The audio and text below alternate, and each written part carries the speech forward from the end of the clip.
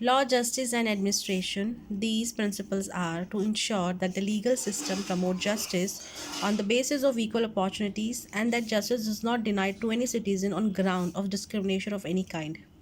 देखिए हमारा जो लॉ है, हर किसी के पास एक अधिकार होता है अगर उन्हें लगता है उनके साथ किसी तरह का अन्याय हुआ है तो उनको एक अपॉर्चुनिटी मिलनी चाहिए ताकि वो ये प्रूव कर सके और उनको न्याय मिले।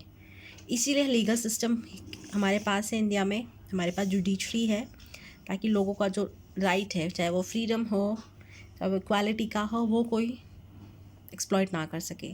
To take measure to separate judiciary from the executive in the public service से जुडिशरी को अलग किया गया है।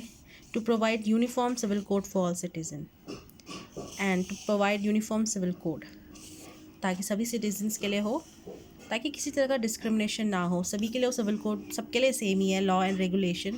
देखिए किसी काम के लिए अगर कोई पनिशमेंट है तो वो इक्वल है सभी के लिए, नॉट बिकॉज कि वो लड़की है या वो लड़का है तो पनिशमेंट उन्हें कम या ज़्यादा होगी।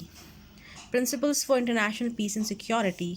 To promote international peace and security, to promote the concept of peaceful coexistence among the nation, to settle international dispute through arbitration, negotiation and dialogue, to honor international laws and treaties। देखिए देश के अंदर शांति बनाए रखना भी directive principles की guidelines में है।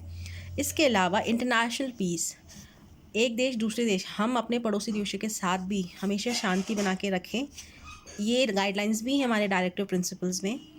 और कोई भी तरह का जो टू सेटल इंटरनेशनल डिस्प्यूट, अगर हो भी जाते हैं कभी डिस्प्यूट, कभी प्रॉब्लम्स, तो उन्हें क्या है डायलॉग, बातचीत करके, नेगोशिएट करके उन चीज़ों को सॉल्व की जाए।